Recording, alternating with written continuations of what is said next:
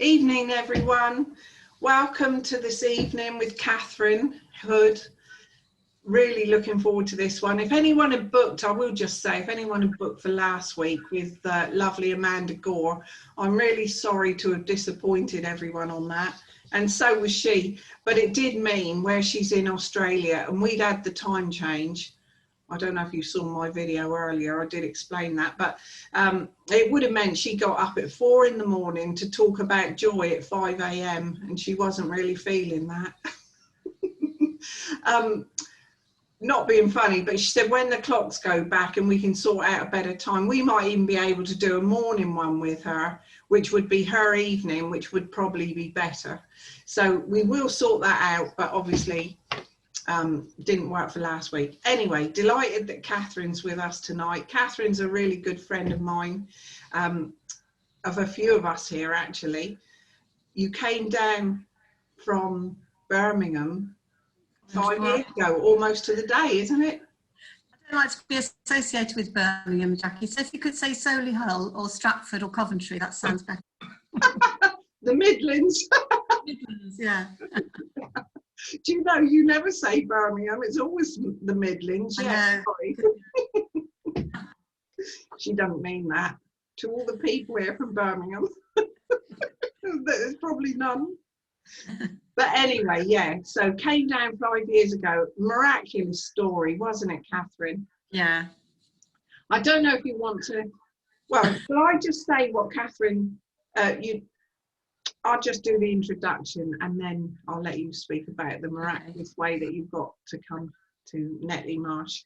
And I'm delighted that you did. So the gut is all about absorbing and letting go. We are one massive tube. If we don't digest and eliminate, we will not be well. Catherine Hood has been a colonic hydrotherapist for 10 years in the Midlands and more recently based in the New Forest, Hampshire. Over a period of 3 of those years, she worked as a colonic therapist at Juicy Oasis, the Jason Vale juicing retreat in Portugal, which, as Catherine puts it, was an amazing and life-changing experience for both the clients and herself. So I won't go on about that.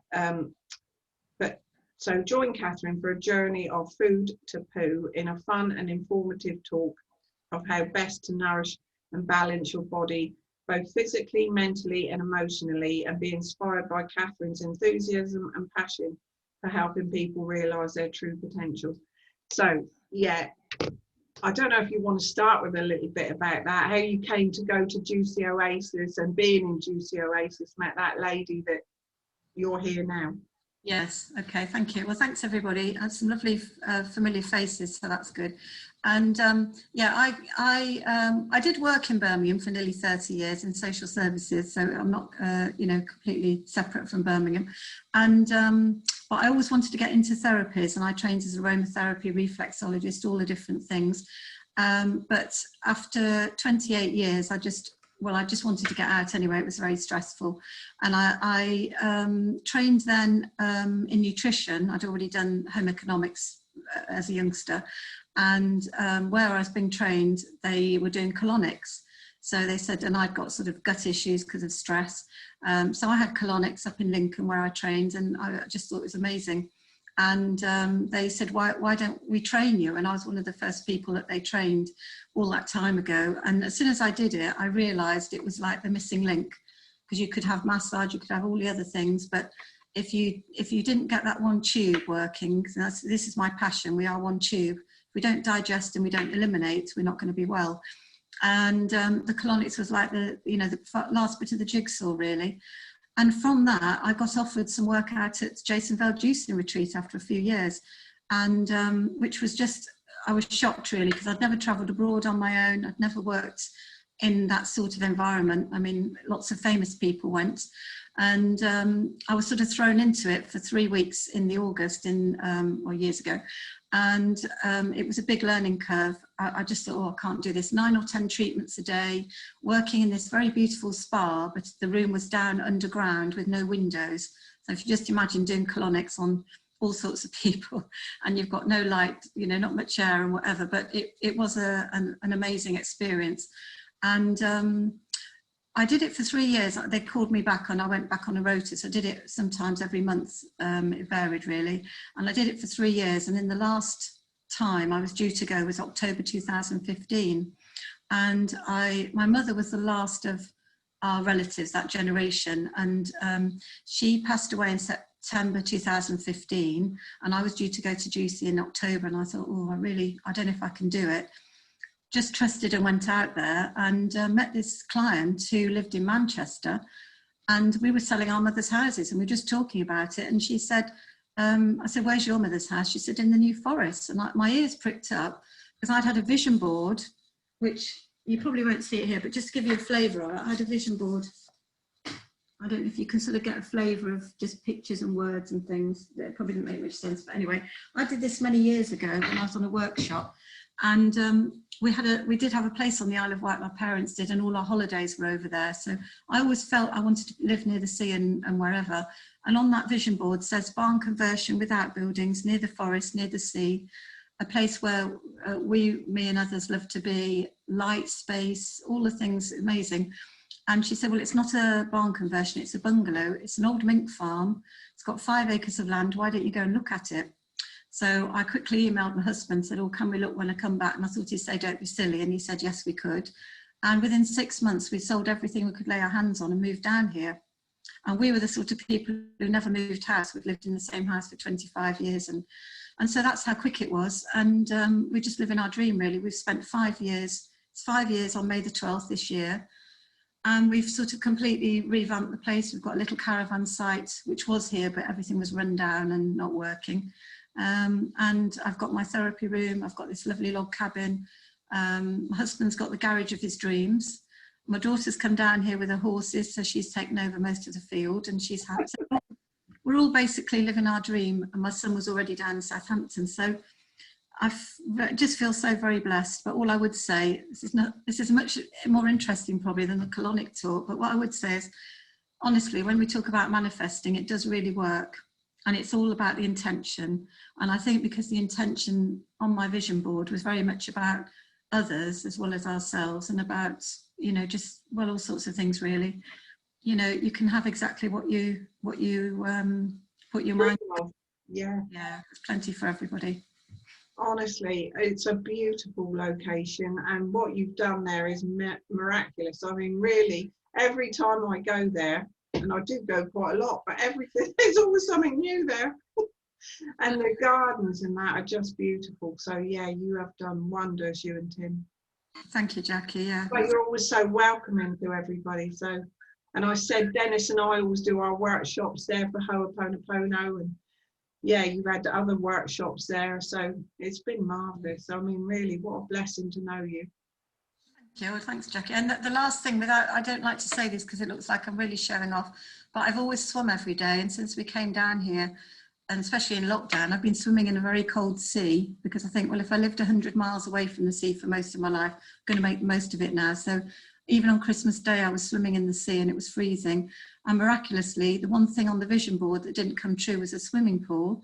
And this last lockdown, we've managed to create a swimming pool. So I can swim every morning in this pool, which it's very cold. It's still cold, but it's just beautiful. So that's my last manifestation, really. Perhaps for the rest of my life, I don't know. Well, it's beautiful. Yeah, I mean, it really is beautiful, every bit. Yeah. Thank you. Yeah, thank you, Catherine. Well, that's me finished then, isn't it, really, now? Sorry? That's me finished now. I've done it. But no, I mean, obviously, quite nice to know about what you actually do there as well, your therapy room. Yes, yeah. Shall I start then? Yeah, lovely. Oh, okay, sorry, okay. So I'm going to do a PowerPoint, and I don't want to do sort of death by PowerPoint, so it's not that long, but it's probably the easiest way to explain what I'm going to talk about. But I have got a little story I'm going to read very briefly at the end, and I'll stop the PowerPoint to do that. I'm very happy to answer questions. It might be best if you hold on till the end, or perhaps pop them in the chat box if they're, you know, immediate. But I'll just forge ahead with what I'm going to do. The idea is, it's called Make Friends with Your Gut. And I find that people don't like to talk about poo. That's the first thing. And one of my nicknames at Juicy Oasis was, I'm Catherine Colonic and I'm passionate about poo. And it's got me remembered, really, you know. So it's a natural process, and it's something that we do need to recognise, and that's what I'll be talking about. But I also want to talk about the gut and the immunity, which is obviously very pertinent at the moment, and what we call our microbiome. So I'm going to just mention that as well. So I'm just going to do the screen share.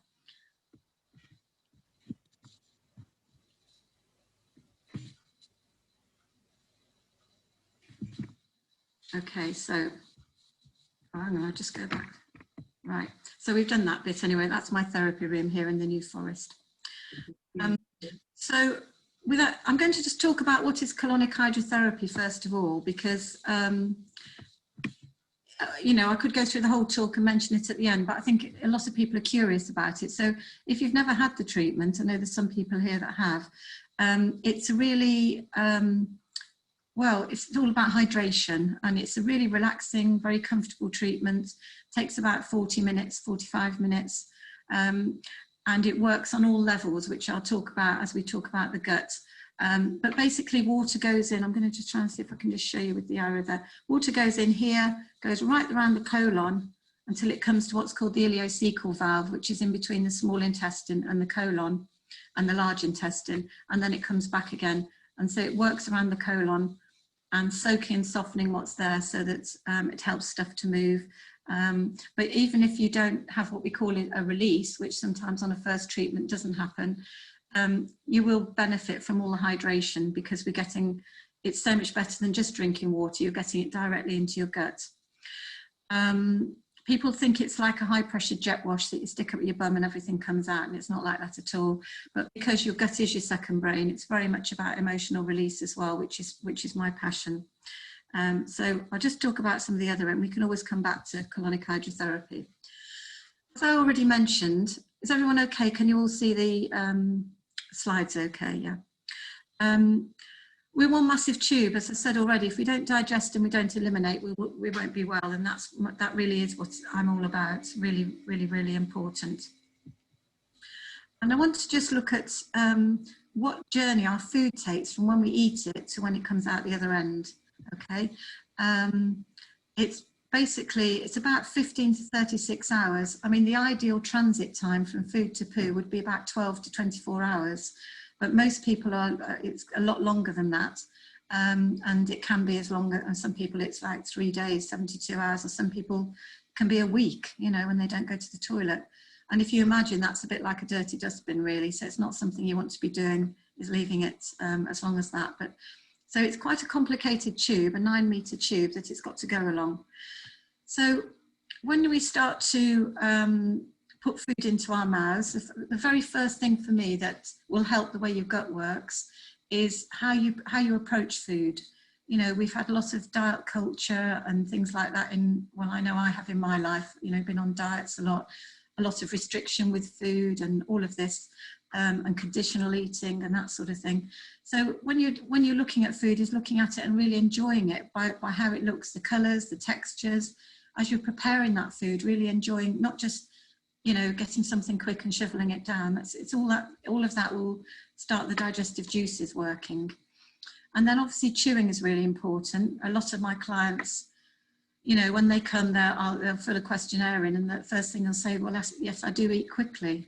I'm rushing because I've got children, or I'm rushing from work, or whatever. So eating slowly is just key to how your digestion will work.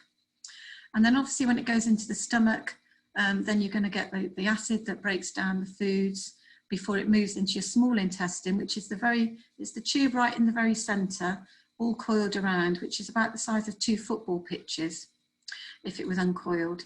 And that's all about absorption and enzymes breaking the food down as it goes around there. And then it comes through this very key valve, this ileocecal valve, into the colon. And when it passes around the colon, the body takes water out of it, so that by the time it gets to this point here, at the end of the colon, you've got what we call a, you know, perfect poo. And, you know, being graphic about it, that would be your type 4, cut it with a knife, sausage type poo type of thing. So, so you'd get the urge to go to the toilet, you'd go to the toilet, you'd feel like you'd finished, and you would, you know, it's just a brilliant feeling when that happens. it's quite rare for people to have that regularly. I'm going to be very sexist and say quite often men find that easier than women, and that's often because of the emotional baggage that women carry, and it does affect how that works.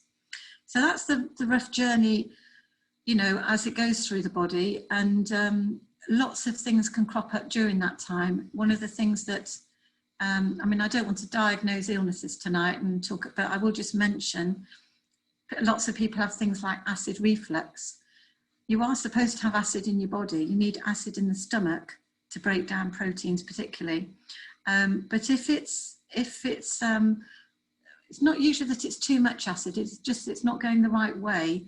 The doctor will give you acid omeprazole or tablets to get rid of that acid. And the problem is you don't break the food down so well, so it's a bit of a catch-22 situation. When it gets into your colon, the sorts of things that you can get is diverticular, which are little pockets that collect, and a lot of waste can collect in there, and that can become infected. People sometimes have a camera in their colon called a colonoscopy, and then little polyps can be seen with the camera, which are a precursor to bowel cancer. So they'll often just remove those as they do that. It's fascinating, all the things that can happen in there. But ideally, the large intestine should have a good lining that's very strong and not broken in any way, which is that would be perfect. So I'm just showing the Bristol stool chart now because it's a good way to identify poo. I'm not going to talk about poo like this all the time, so if people don't like the sound of it, then it won't go on forever. I'm just going to explain type 1. So if we look at type 1, which is like a rabbit dropping, I think you can probably identify your own poos from this. That will tend to be dehydration or adrenaline. It's often a very stressed person, you know, a type A personality that's got to be ahead of the game, prepared, you know, and quite stressed really and anxious. And then when enough of those, they sit around the colon walls and they become harder and drier because they can't move through.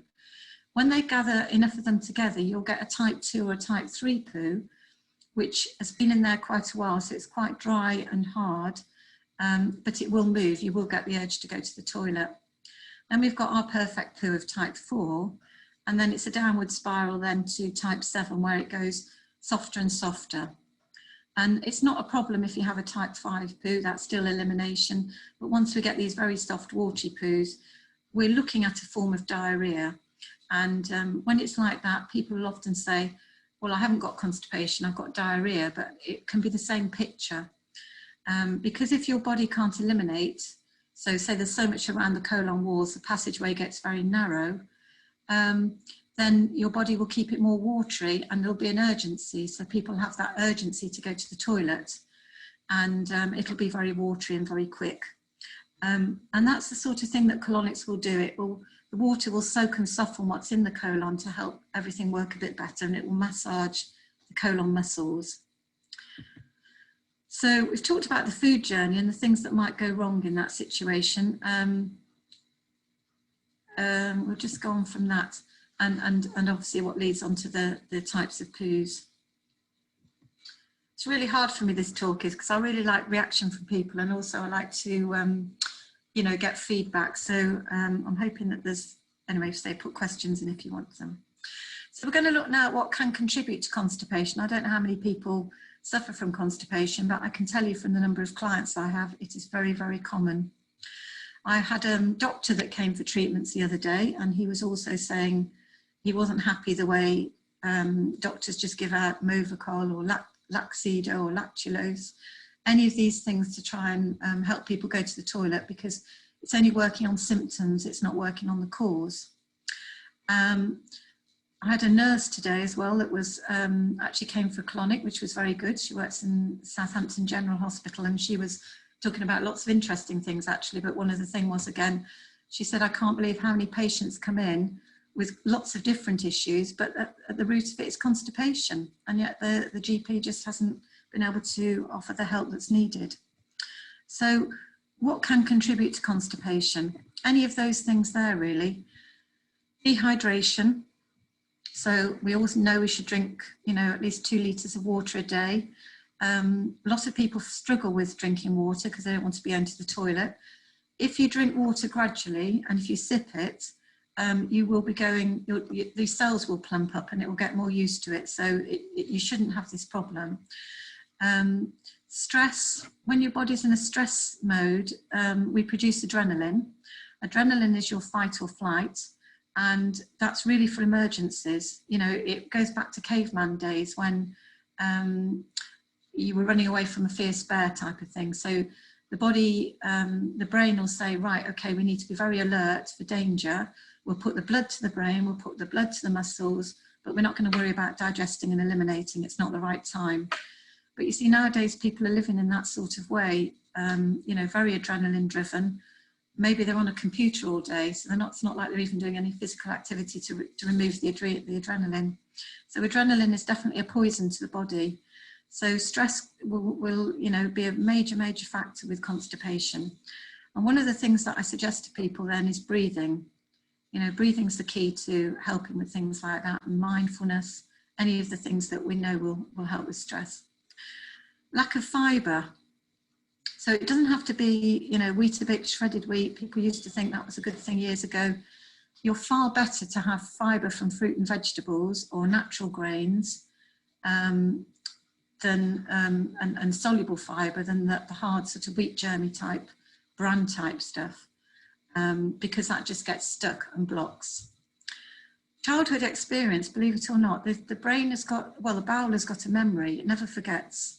So anything you've gone through, which has been an interesting one again with one of the cases just today, was somebody who said, I always remember my mother said, you never go to the toilet when you want to go, do you? You always put it off because you're too busy doing other things. And she was like that as a child. So then as she got older, there's still that thing going, well, I will go to the toilet, but not just yet. And when you keep doing that, your bowel actually says, well, if you don't listen to me, I'm not going to give you, you know, I'm not going to give you the messages anymore. So they don't even feel as if they want to go to the toilet. And I've mentioned breathing, but if you can breathe right into your abdomen rather than your chest, that makes a tremendous difference. And then emotional issues is the one that I love to talk about, because this will all be to do with what's happened in your life. And your emotions, I always see them when I'm talking to clients. I'll talk about emotions being like bubbles in, say, a bottle of champagne. If you take the cork out of that, all those bubbles are going to come out, and people are scared of that because they don't know how they're going to function. If you think about emotions in your body, it's not about the situations, it's how we react to them, and it's the emotions that causes. And those emotions get stored, and they get stored in the gut. So the gut is definitely our second brain. And the gut-brain connection is the one that I really like to work on in the treatment. The gut is connected directly to the brain by the vagus nerve.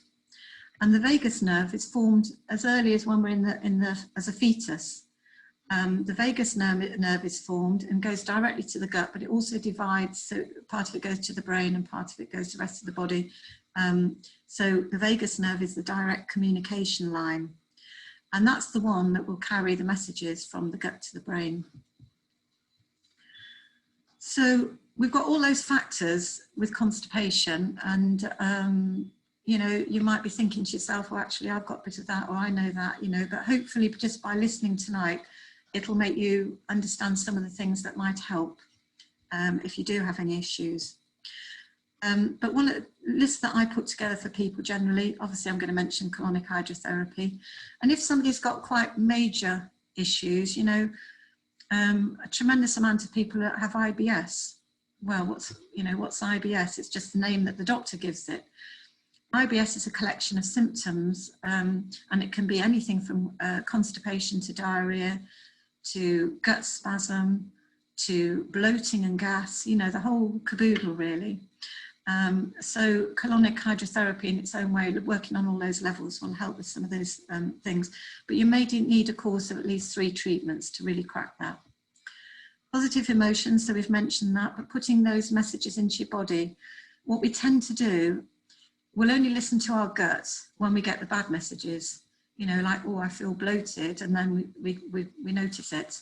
But we don't always put the good messages through, saying, actually, my body flows wonderfully, you know, everything works through my body beautifully, all of those sorts of positive things. Obviously, reducing stress is going to help. So if you're in a stressful situation that can't change, put some, I call it a spiritual practice, or a little practice for yourself each day. You know, maybe starting with a little meditation or breathing, even 5 or 10 minutes. If you're into journaling, just write down anything that you're thinking of that's in your head, and be very mindful. So mindfulness, and also the gratitude. It's a lovely way to start the day, even just by doing 3 things that you're grateful for. Just say those 3 things. So actually doing that little process with the breathing already makes you feel like you've got control. And so that will bring your stress down. It will, you know, it will have a knock-on effect and help with the nervous system. So I've mentioned fibre, and I do believe soluble fibre is better. Now, as Jackie said, that I worked at Juicy Oasis. I've done juicing for many years, and I really, really love it, and it works for me. You know, it's not for everybody, but if you do feel inclined to do that, it's a really good way to get fruits and vegetables into your body. And the best time to do it, I always think, is first thing in the morning. Have your juice first thing. And in that, you will have soluble fibre. So apple pectin, so apples, pears, you know, all the celery, cucumber, whatever things you put in there, there will be some soluble fibre, which will be much easier for your body to use. Moving your body around, so particularly if you've got, well, I mean, we are sitting on Zoom a lot, we're on our computers a lot, aren't we, really? But the colon is muscle, it needs to move. So even if you massaged your tummy, you know, if you were constipated, even that would help. Eating natural laxatives, so things like an old-fashioned thing like prunes, you know, prunes do work. Fruits, you know, all those sorts of things, but definitely things like prunes and dates, stuff like that, very good. Breathing into your abdomen, I've mentioned. Now, this is a really important one. Take time to go to the toilet. And a lot of people won't give and it's about giving the message to the bowel that I've got time to release. A lot of people will be rushing in the morning, getting the children up for school, you know, getting ready for work, getting everything done, and it'll just be a nuisance having to go to the toilet. If you don't go regularly, and the bowel is a creature of habit, it likes routine, I always suggest just go and sit on the loo. Don't put yourself under any pressure, just say, right, I'm going to go 5 minutes, sit on the loo. Doesn't matter if I go to the toilet or not, but I'm just going to do it anyway. It will start to change at a subconscious level and change the way your body works. And I put, are you sitting comfortably? Because our toilets these days, I mean, this is very basic, I know, but our toilets are really like thrones. You know, we're not in the right position to release. We really want to be more of a squat position. So if you can put your feet on a footstool, that's brilliant, just to raise your knees up a little bit. That makes a big difference. And drinking more liquid, preferably water. You know, liquid, it's okay having tea and coffee. And I've had this on clients' questionnaires. They'll say, oh, I have plenty. I have 7 cups of tea and coffee a day. But, you know, water's never mentioned. And to process that tea and coffee, particularly the coffee, the liver is going to need a lot of water to use. I mean, the liver uses a tremendous amount of water to detox and do all its functions, and the kidneys. And the bowel, you know, actually needs a lot of water to produce one poo. So drinking water is really important. I know people have different views on whether it should be filtered or whether it's tap water. My brother's got a bottle that says on the outside of it, yes, I am tap water, and he's proud of it and he's happy to drink it. If you have a filtering system, that's brilliant. Try and make it as alkaline as possible. So alkaline means that your blood needs to be more alkaline than acidic. So if you put fresh lemon in hot water, lemon is acidic, but when it's in your body, it's alkaline. And that's a really good way to start the day. So in water, you can do that, or you can use something that I use, and I use it with clients, is called Phytolife, which is a chlorophyll drink. So, sorry, I'm giving you loads of information. It might be a bit of overwhelm, but you'll just take what you want, and obviously you'll have a replay on this.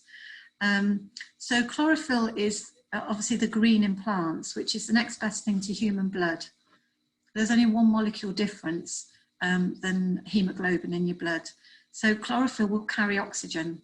It's brilliant if you're anemic, and just basically if you want to bring your blood and your body back up to more of an alkaline level.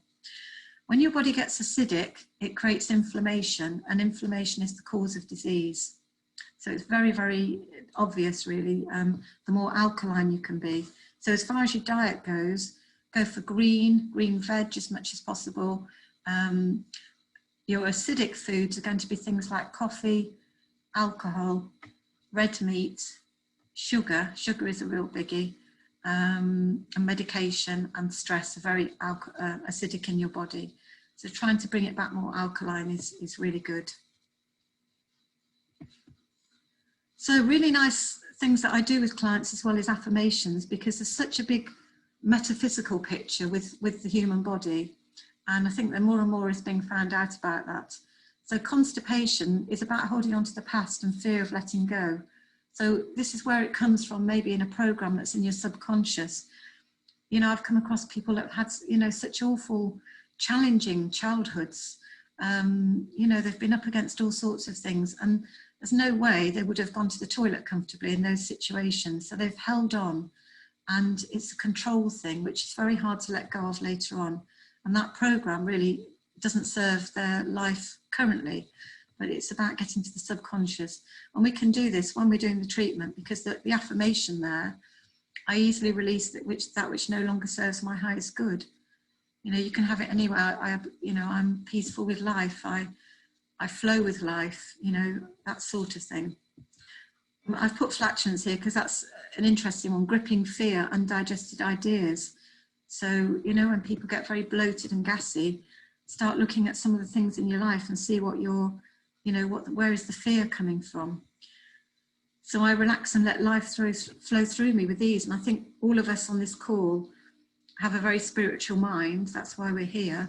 And we're certainly, we trust the universe. And by actually putting over that trust and going with the flow makes such a difference to your life, your day and your life.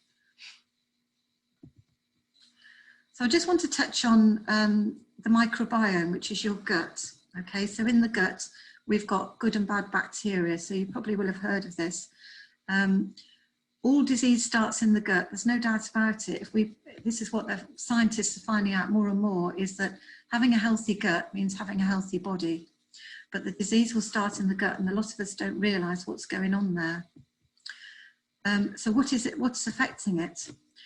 And I think the main thing is our diet and lifestyle has changed since our ancestors. I mean, we're having very different foods.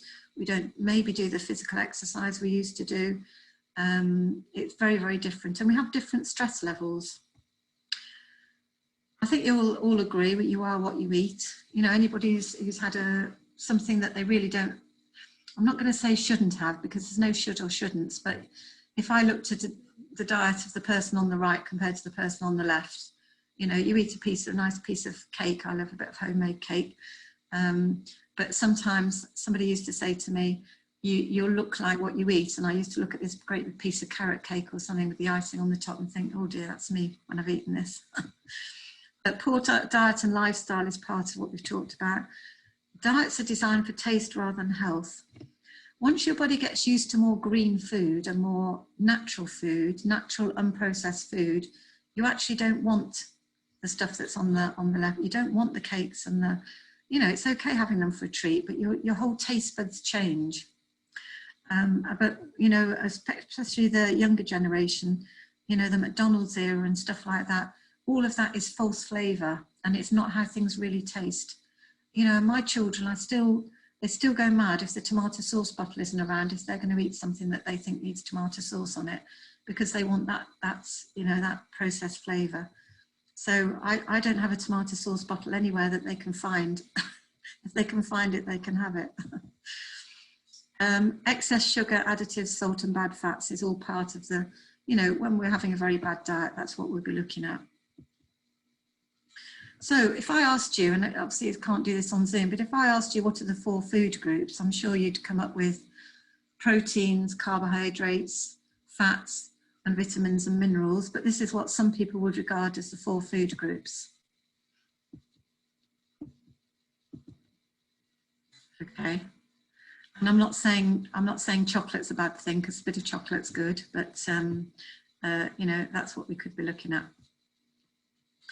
So to have a good digestion is eating natural, unprocessed and raw foods. I'm obviously a bit obsessive about this because I'm living and breathing it really, but I really love a raw food salad.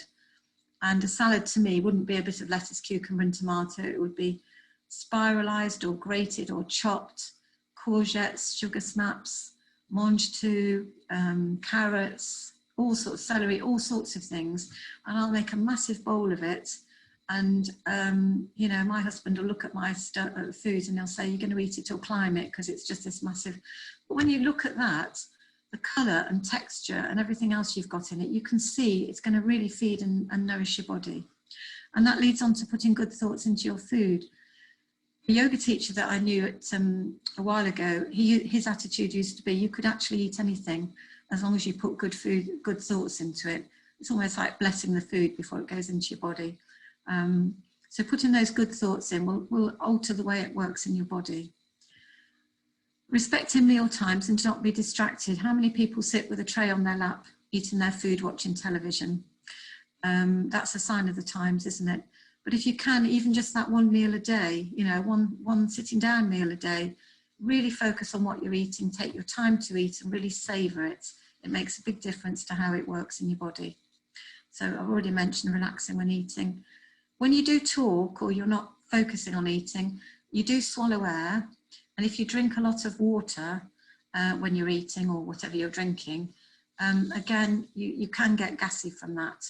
So it's better to drink before or after or in between food, but not drink loads and loads while you're eating, you know, just enough so that you're not thirsty. So just going on to the gut microbiome, which is the gut bacteria. You wouldn't believe that we have over 1,000 bacteria species, tens of trillions of microorganisms, which is actually equivalent to 4 pounds of bacteria in our gut, living in our gut. It's a whole little community that we know nothing about. And what scientists are finding out now that this is crucial to how our bodies, how our health is. And the bacterial gut DNA, the DNA is it's almost like the battery in the middle of the workings of it, outnumbers the human DNA by 100 times. Some people say we're only 10% human because this community is vast. But each one of us is different. Your body's microbiome is as unique to you as your fingerprint, and it can be rapidly be altered by many factors. So we are all individual with that. So what my microbiome is totally unique to anyone else in this world. So one of the big things that the gut bacteria do is immunity. And this, you know, we've all got our views on the vaccine and what's going on at the moment, but nobody in the news or anything else is suggesting that we improve our gut bacteria, that we improve our microbiome to raise our immunity, to improve our immunity. We've got it all there. That's how we survive. You know, we've had this situation now, but we've had flu viruses, we've had cold viruses, we've had viruses all over the years. And our body will fight it if we give it the right foods, the right conditions, and really look after ourselves. There's no reason why our immunity can't up the game, which is what it's saying here. It will do it if we give it the right opportunity. But the gut is also responsible for producing hormones, and that's a really interesting one because if somebody's very constipated, they do feel quite depressed and low, and it's not a nice feeling. But 90% of your serotonin is made in your gut. That's your mood elevator. So you can see why it's going to make you feel quite miserable if your gut isn't working well. You get your GABA hormone, which is the calming one, and you get the melatonin, which encourages good sleep. When you sleep in a dark room, it's easier for your body to produce melatonin, and that's why you do need, you know, to sleep, have a proper sleep in a dark room so that the melatonin can be produced. And it's very important for estrogen and progesterone, which obviously is fertility, and it's all key to how strong your body is.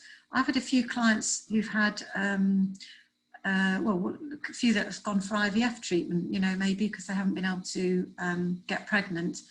But I've also done colonic treatments without them doing that, and they've actually found that they've got pregnant. I'm not saying it just may have been a, you know, a culmination, but it's just another way of getting your body back into balance so that then the normal things can happen. But actually our microbiome, it's not something that we just develop later on, it's there before birth. And when we're in the womb, we've got it already, but it's affected by different factors. And one of them will be, were you a natural or a cesarean section birth? And I don't know if anybody's ever heard of this or thought of this before, but if somebody has a natural birth and travels through the birth canal, they are picking up their mother's immunity as they come through. But if they have a C-section, they don't do that. So one of the things you can do, and it sounds a bit crude, I know, but which hospitals, I think if you request it, will do it now, is do a vaginal swab and actually put that over the baby's face when they're born. Just wipe it over the skin to put that microbiome to transfer it onto the baby. And that makes a big difference, because I think children are, you know, a lot of the problems that children have with the asthma and the even the learning disorders and things like that, you know, autism, dyspraxia, dyslexia, all of those things, lots of these things can be traced back, and the microbiome is again another crucial thing. Were you breast or bottle fed? There's another thing, because obviously the breast milk, particularly early on, is passing that microbiome through to the baby. Did you have antibiotics or medication at a young age? That's another thing. How many children are on steroids for asthma as a child? Antibiotics, very commonplace to be given out, you know. Antibiotics for anybody are the worst thing for your microbiome. They will wipe it out for 12 months unless you can replace it. So just, I sound all doom and gloom, but it's just food for thought, really. So 70% of your immune system is made in the gut, which is quite remarkable, isn't it? And certainly it's something that, as I say, is not really being publicised at the moment. You don't need to look at all these illnesses here and things, because what it's really saying is that the microbiome roots, it's the roots of so many different illnesses. You have got one there, you've got rheumatoid arthritis, which is an autoimmune disease, which again is another quite common disease for people nowadays. And they've found that the roots of that can stem from an unhealthy microbiome. Even cancer, Parkinson's disease, autism, lots of things now are being traced back. So actually up to 90% of all diseases can be traced back to the gut. It really is fascinating. So most people believe that good health is the absence of disease. You know, if somebody hasn't had a cold for 12 months, they think, oh, I've been in really good health, you know, which is great. But really what we should be looking for is the elite health, the high. In reality, good health is feeling vibrant, feeling really alert, brain-wise, good mood, feeling motivated, and having lots of energy.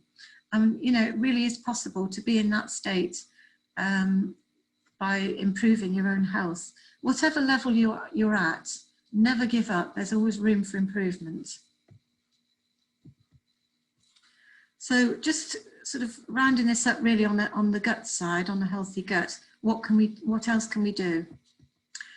Our diet is very low in fermented foods, actually, and I don't know how many of you do this, have sauerkraut or kombucha or kefir. Any of these fermented foods are brilliant to, what they will do is they'll be food for your gut bacteria. When you produce fermented foods, you grow a little culture of bacteria. That's what produces the gas in them, which is really nice, because all those bacteria that have grown together go into your body, and they're already a little community that can start working within your own community of your body. When you take other probiotics, which are the good bacteria that you can get, there's all sorts. Sometimes you're putting in good bacteria that's a bit alien to your own body. But with the fermented foods, it's just a good add-on, really. I wouldn't have it instead of other probiotics completely, unless you're very fit and healthy.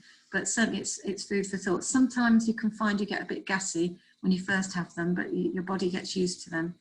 And if you buy them, try not to get pasteurized, because if they're in a jar and they've been processed and heat treated to pasteurize them, they won't have much good bacteria left in them. One of the things I use and I sell to clients is bioactives, they're called, which are probiotics, good bacteria, but they're rather different to the ones that you normally get. They're a spore-forming bacteria. So what they do is they get right into your gut, and the casing that the little capsule is will open up, and then once it's open, it will encourage your own good bacteria to grow.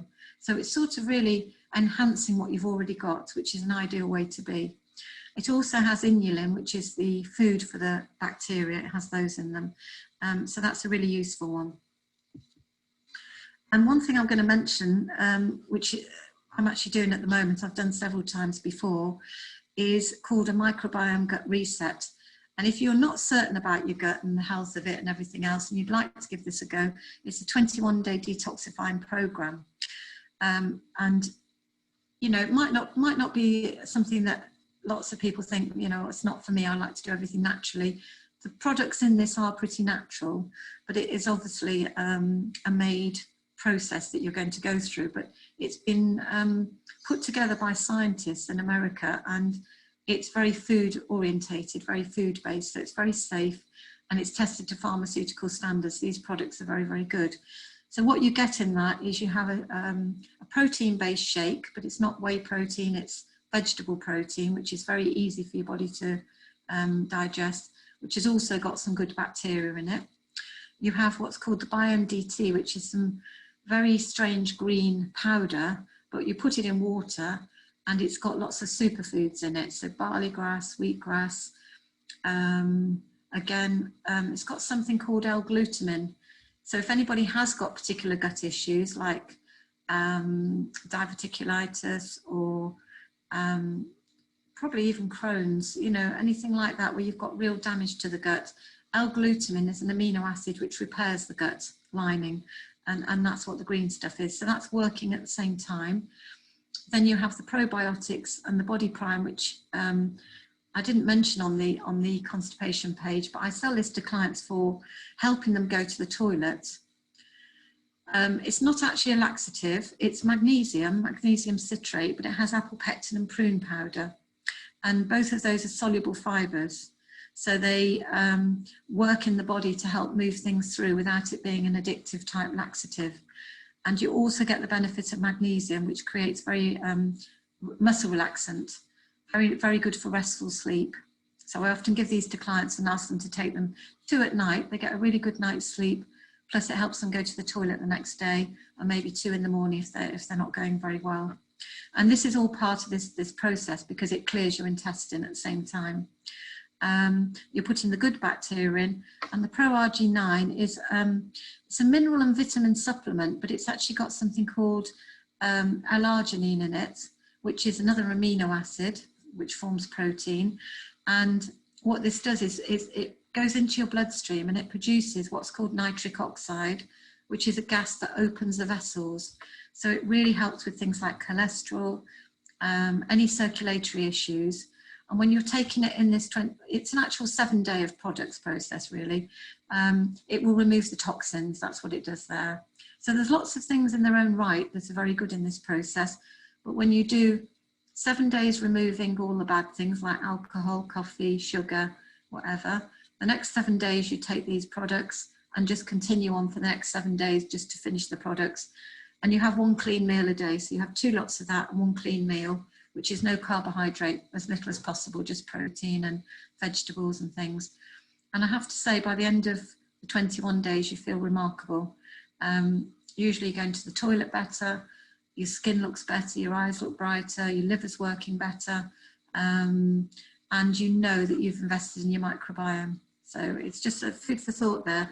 If anybody wants more information on anything like that, then you can just email me afterwards or message me, whatever. Okay, so we've mentioned, yeah, and the people that I've used this with, you know, definitely helps with IBS. you do lose a bit of weight. You're losing toxins, actually, you're detoxing. And when you detox, that means the fat cells that have been holding onto those toxins are allowed to you can release. Better sleep, reduced anxiety and stress. I mean, I'm not saying everybody gets all of these, but these are the sort of things that have happened.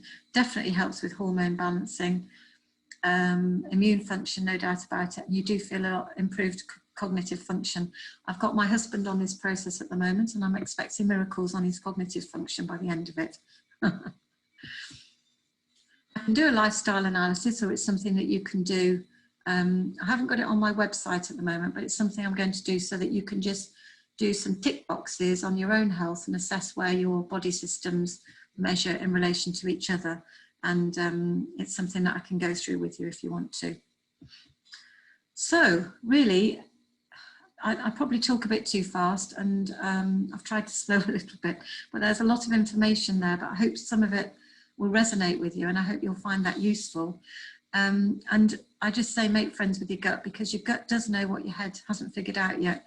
You know, gut instinct, it's not just a word, it's true. We get that feeling, you know, when you say yes to something and your gut's saying, no, I don't want to do this, but you've already said yes. Your gut already knows, just trust it and listen to it, and make that connection, which is what a lot of people are they're all up in the head and they've lost the connection with the gut. So make sure you've got that flow, this one tube working really, really well for you. And that's how, you know, our body was designed to be. So those are my contact details, but you'll get them when Jackie sends out the information. And I'm just based in Netley Marsh. But I'm going to come off screen share now so that I can just tell you a little story and answer some of your questions. Okay. Was that a bit of a marathon, or did everyone keep up? It was marvellous, Catherine. So informative. So I don't know what's there's not many questions actually, is there? Anyway, let's just see what's in the chat box. And right, any contraindications to having a colonic? If you've had bowel cancer, and you'd need to have quite a long time after that, that would be one definite one.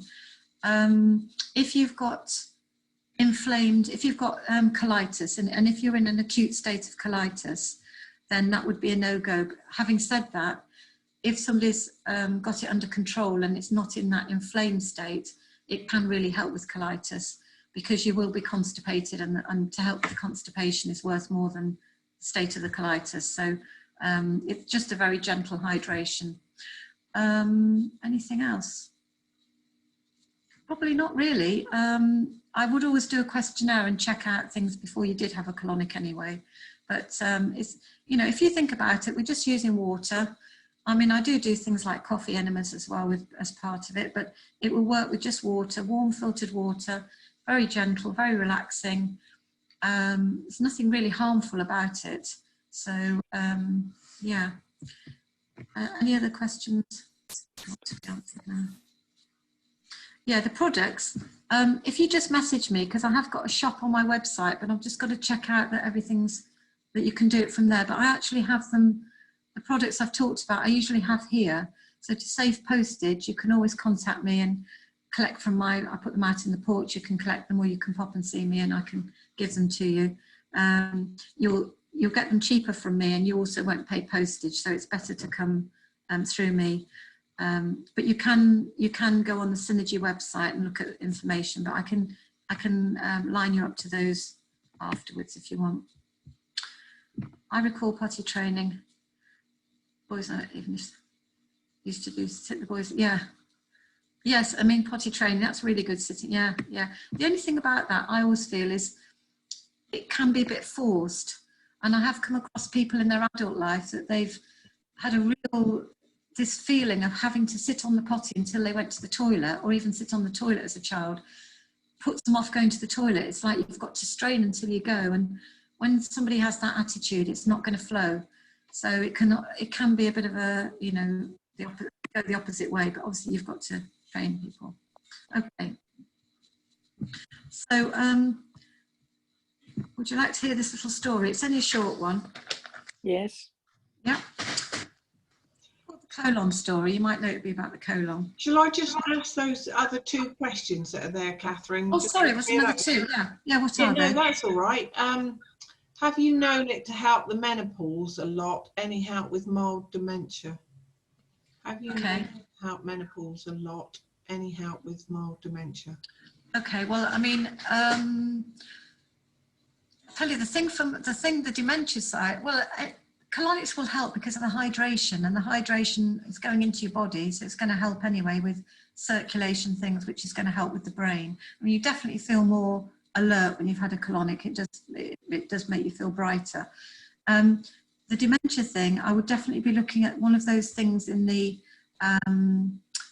microbiome thing, which was called the ProRG9, because that works on widening the vessels. So it's producing the nitric oxide, which opens the vessels up, so it gets the blood circulating to the brain much better. And I think that would be a really good thing. But again, you know, I would look at I'd look at the case study for that. I'd actually, you know, speak to you properly and see what other factors are involved. What was it? It was dementia. What was the other one? Dementia and Sorry, it's gone out of my mind. menopause. Menopause, yeah. Yeah, so yeah, definitely colonics would help with the menopause, definitely. And again, and you know, if you're not going to the toilet very well, that's going to be another reason why you might struggle a bit, because we're looking at hormonal balance, aren't we? And remember, the gut is the key place for the hormones. If anybody doesn't want to go through having a colonic, or it's not for them or whatever, you know, do consider the microbiome reset, because that is another thing that in a very short time, you do change the way your body works. It's not cheap to do it. It's, you know, the process does cost, but it's, you know, good value for money compared to the time that you spend being ill or not feeling Well, good. honestly, when you think what we put into bricks and mortar and how much we spend on our bodies for good. Yes, exactly. Yeah. And the other thing was about salts. Dennis is asking anything about salts. Do you recommend? Salts. Yeah, I guess. What was the question? Just read the question. What are your thoughts about salts? Salt as such. Where are you, Dennis? Do you mean salt on your food, or salt baths? Oh, well, anyway. Well, I'll just mention about in the food first. I think you probably mean the baths, but salt has had a really bad press, and it's because we've used refined salts. But if you can use pink salt, or both, okay. If you can use pink salt, the Himalayan pink salt is fantastic. And even if I don't really even use salt in my cooking very much, you know, I've just got used to not using it. People who want a salty flavour are often more used to probably more processed foods. But if you just dip your finger into the Himalayan salt and put a bit on your tongue, even if you do that every day, that's really good for you. I can't remember the exact science behind it, but it's very, very good. So go for a Cornish sea salt, or particularly a Himalayan pink salt would be excellent. And what you'll find is with a lot of the foods that we have, it's sugar and salt. I mean, sugar is a poison to us, really, but sugar and salt have had a bad press. And what a lot of the low-fat foods will do is add extra sugar or add extra salt to give them a bit more flavour. But what you just want to have is foods that are natural and unprocessed. You can't go wrong, really, as much as possible. If it's got a barcode on it, or if it's bland, you know, if it's white food, you know, just bland looking, then it's not really going to do your body any favours. That's a good sort of, you know, rule of thumb. Epsom salts baths, brilliant. I keep meaning to do it myself, because to just, especially if you're on a detox process, just to move the toxins through is fantastic.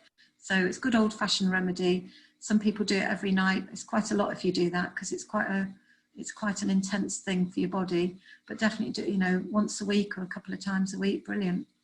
Yeah. And that we just had from Desiree, I have IBS as a sequel of PTSD. I eliminate stress in my life to the point possible take. I have to put my glasses on. Probiotics and I can't read that word. Shells. Sorry, I haven't got it in front of me to see. PSYLIUM. Oh, psyllium. It's psyllium. Shells. And avoid sugar, gluten, dairy produce, but Yes. still get bouts of IBS. What could I do as a next step? So I'd say if you had PTSD, there's going to be emotion, you're holding on to emotions probably. And so, you know, look at some emotional release type things. But I'm sure you know about those because you're on this call anyway, so you're probably into all of that. But for me, IBS is just a collection of symptoms, and it's given the label IBS, but actually it's not an illness, and it's just it's sort of just working your way through it. Psyllium holes are great, but you need to drink lots of fluid with them because they swell up. So they will bulk and help you go to the toilet, but you can get a bit uncomfortable with them. So, you know, I often say to people, unless you've got histamine issues, which is a bit of an anti-inflammatory thing, you know, try juicing and soups. You know, keep foods, fruit and vegetable juices that you make yourself, more veg than fruit. Put an avocado in and make a blend, and soups, anything that's going to go through your body. I would, obviously you're not having gluten and wheat, but I would go for those types of things. Try it for a few days and see if you notice any difference. And also breathing, just doing as many breathing exercises right into your abdomen would be great. And I have to say colonics. I don't think you live around here, so it's not going to happen, is it? No, I think Desiree's in Denmark. Yeah. I mean, they would have people over there that do that. Yeah, they would, definitely, yeah. Oh, thank you, Catherine. I think we've covered all the questions. Okay, well, we can come back at the end. I'm just going to do this little story because I do love it, and I think you'll like it as well. So all of the organs of the body held a meeting. You might have heard this before, actually, thinking about it, to decide who should be. Obviously, I should be in charge, said the brain, in a slightly superior sort of way, because I run all the body systems. So without me, nothing would happen. Reluctant murmurs of agreement around all the room. I think I should be in charge, said the blood defiantly, because I circulate oxygen all over. So without me, you'd all waste away. This spirited challenge was greeted with enthusiastic cheers. I should definitely be in charge, said the stomach boldly, because I process food and give you all energy. And all the heads around the room nodded in agreement. What a good point there, murmured the lungs hesitantly, still wondering whether or not to stand up and say something about the importance of oxygen. But I should be in charge, said the legs, because I carry you all wherever you need to go. Yeah, this was greeted by ear by the two ears sitting in the middle of the room. No, you must vote me in charge, said the eyes, because I allow you to see exactly where you want to go. Cheers and loud applause greeted this declaration, which rather silenced the legs. Ahem, coughed the colon politely. I'm very sorry to disagree, but I think it must be me who's in charge because I'm responsible for waste removal. This was first met by silence, and then someone giggled, and the brain chortled, muttering, that colon is always talking a load of shit, at which everyone laughed, and many of the other organs made some rather insulting comments about the poor colon. So in a huff, the colon walked out of the meeting and decided to go on strike. Well, within a few days, the brain had a terrible headache, the stomach was bloated, the kidneys and liver became distressed and overworked, and the lungs were smelling very bad. The legs became weak and wobbly and developed ulcers. The eyes got infected and their vision became blurred. Meanwhile, the blood became toxic, causing the skin to come out in terrible rashes, and the rest of the organs complained irritably all day long. So all the organs held an emergency meeting and decided to elect the colon as boss. And the moral of the story is always treat the colon with respect, no matter how quietly it may speak. That's brilliant. Really, really brilliant. If you don't remember anything else from tonight, you'll remember that, won't you? That just highlights, doesn't it, exactly what we've just been saying. Yeah. So we've got, I take golden linseeds dry in the morning and soaked at night. What do you think of those? Well, if they work for you, they're fine. I mean, linseeds are good. They're a good seed. They don't taste particularly nice. I don't know how you managed having them dry without. And when you soak them, they swell up a bit, don't they? So I think I'd be tempted to put it in a shake or a juice or something. But yeah, if it works for you, seeds are good. Yeah, just I'm not keen on it myself, though, having them as much as that. Would all colonic therapists work in the same way as yourself? that is looking at emotional childhood issues? Oh, that's a good question. Yeah, it You're is good. very good. Thank you. Well, I was trained, when I was trained up in Lincoln, that the person who trained me was actually a medium, a spiritual medium by chance, as well as obviously a colonic therapist. So I learnt a little bit of an alternative way, and I think it made me, right from the early stages, go into this line. And of course, I think the more years you spend spiritually developing yourself, it passes over into whatever you're doing. So for me, that's been a key to it. But there were historically clinical therapists that were, you had to be a nurse to be a colonic therapist. You know, they had a very strict regime, and it was very clinical. And so people like that probably didn't go down the emotional route. I think more colonic therapists these days definitely see the emotions as a key to what's going on. But it's a very big part of my treatment, and I don't know about other therapists, but certainly the general thing nowadays would be looking at the emotion side. And I have to say, working at Juicy Oasis, you know, because we were working, you'd have people who come from all sorts of walks of life and the lifestyles they had. I mean, my first client, and he wouldn't mind me saying, it was Phil the Power Taylor, the darts player. I don't know if you've heard of him. He was my first client when I first went there. Oh, Phil the Power Taylor. Yeah. I emailed my husband afterwards. I said, oh, my first client was, he went, Phil the Power Taylor. I've never even heard of him. I didn't know anything about darts players. But anyway, you'd think, you know, these people have got everything sorted in their life. But, you know, they'd go there. It was, all the treatments were very intense because people went to that place for 1 week or 2 weeks to just offload and change the way things were, you know, the way their body was. And, you know, they'd come back looking 10 years younger, feeling lighter, feeling clearer, you know, from doing yoga, having the colonics, having massage, walking up the mountains, you know, and living on juices and soups. And so, where was I going with this? Yeah, so I think that's what made me realise that I upped my game with the emotional side in that, because you were with those people, you were living and breathing with them for that week they were there, and you had to be working at all sorts of levels, you know. So I think that's probably what changed a little bit about the way I work. But yeah, in answer to your question, yeah, I think nowadays most people would work more to that sort of thing. That's a brilliant question. And you always do a card afterwards as well. So, I do. Yeah, I love Louise Hay, and again, that was where I was trained. They were very into Louise Hay, and again, looking at the metaphysical connection with the physical, you know, it's key. And so I have a box, and at the end of the treatment, I just say, take a card. Even people who've never heard of Louise Hay or positive thought, you know, they sometimes think, oh, what's she doing now? And I just explain, you know, I'm a bit odd, a bit cranky, but just go with it. And it's always exactly what they need to hear, or it'll be what we've talked about. It's just incredible. It never fails to amaze me. Spirit just work in amazing ways. So This has been brilliant, Catherine. Really lovely, honestly, because we don't, it's a subject we just don't talk about, isn't it? Yeah. And yet we all have to do that every day. So, I know. Yeah. And it's so important, really. It's so important.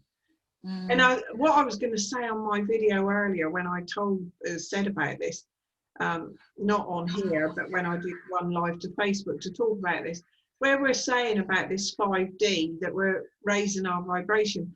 And to do that, we're eating lighter.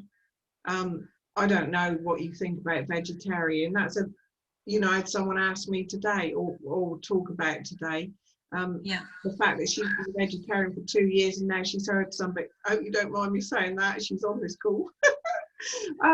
But yeah, she's been vegetarian for a year, but then she heard someone say the other day, if you don't have meat for more than 2 years, it can make you ill. And then there's a dilemma, is that true? I wouldn't say that, no, definitely not. I mean, there is another way of looking at what you eat, and that can be to do with what blood type you are, which is whole nother issue. But, you know, if you're a type O, this is when I did some just very basic training on this, you are a meat eater.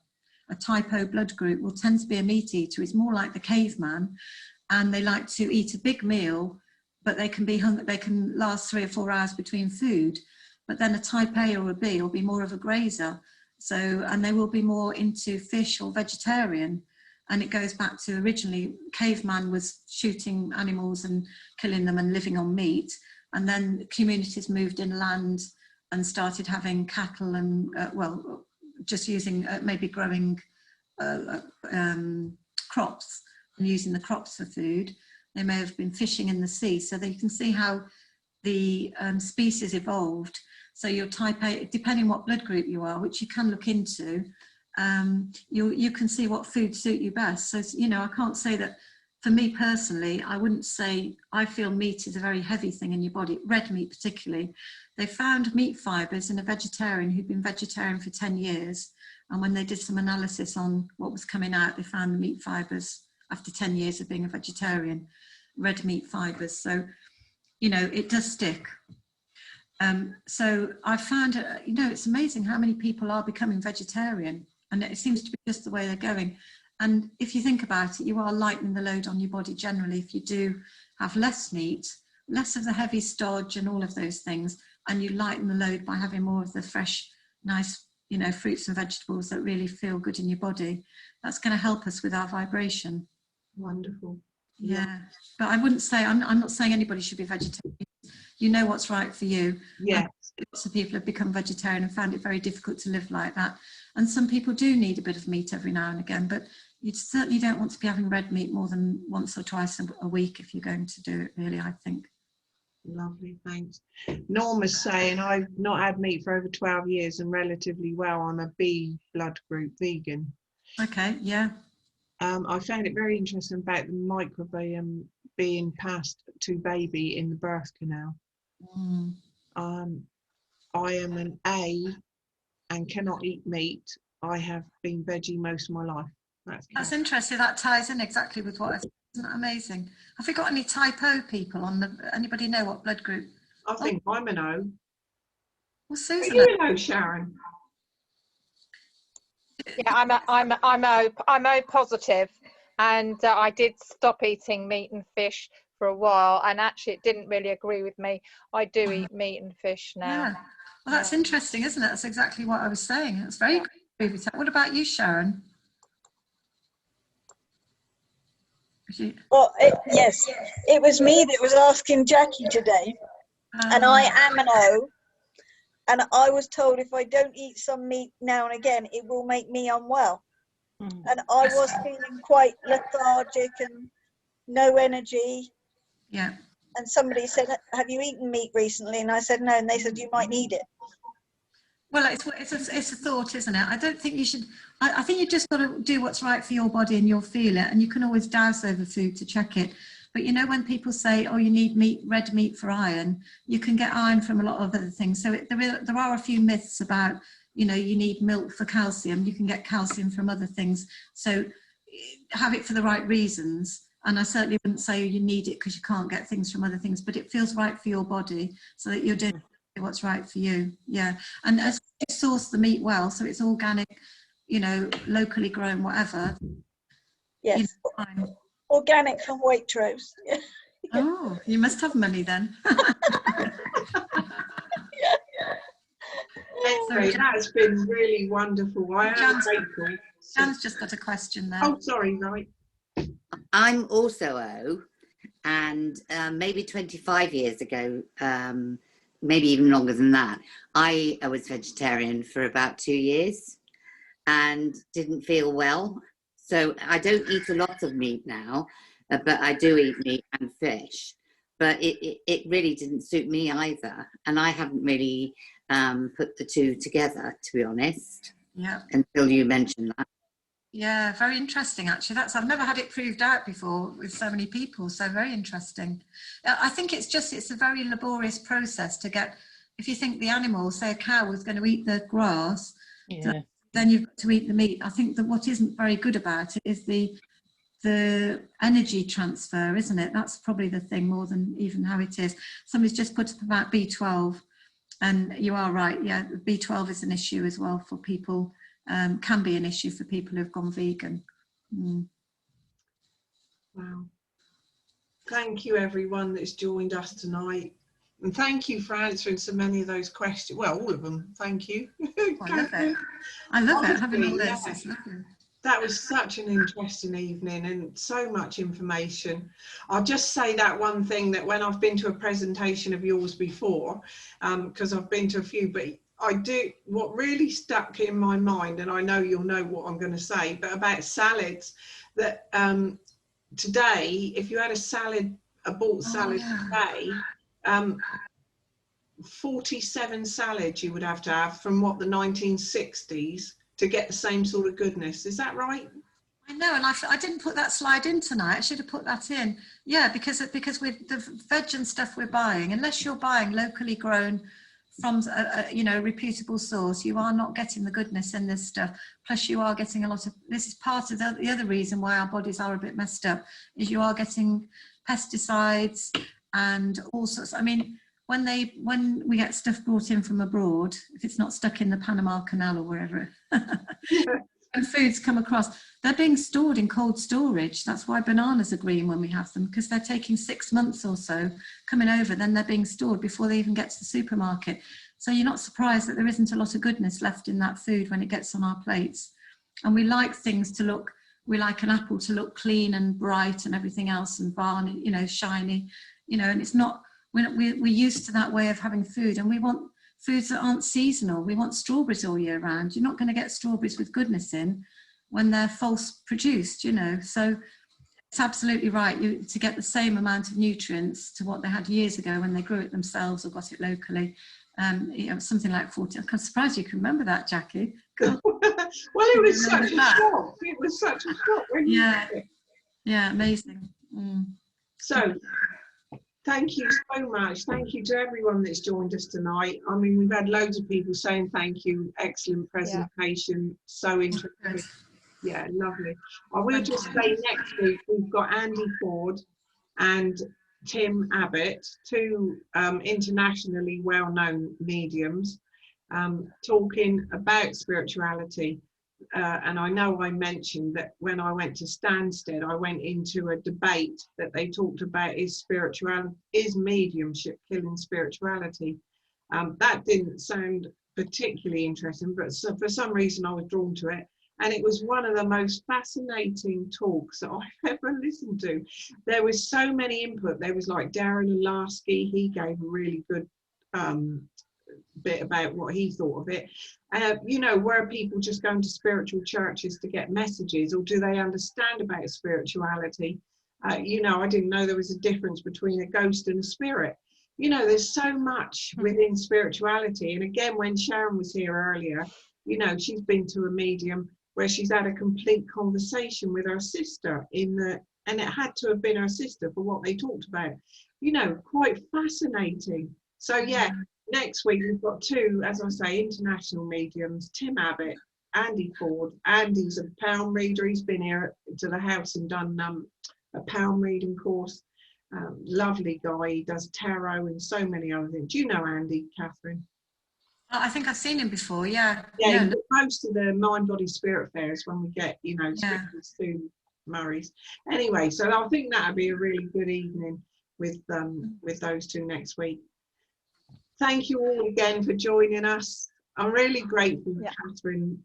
It was wonderful. Thank you so much. Thank you very much to everyone. And I'll no doubt see you soon. Thank you, Catherine. Thank you, Jackie. Oh, you. I don't know. Yeah, you did bring up your Bodicare, your email address and everything, didn't you? So yes, I did at the end of there's a slide at the end of the presentation. Yeah, and I'll also try and add that, ask Tom to add it when he sends out the video tomorrow. Yeah, and if you look at my website, it's Bodicare with an I, BODICARE, bodicare.co.uk. Oh, excellent. Yeah.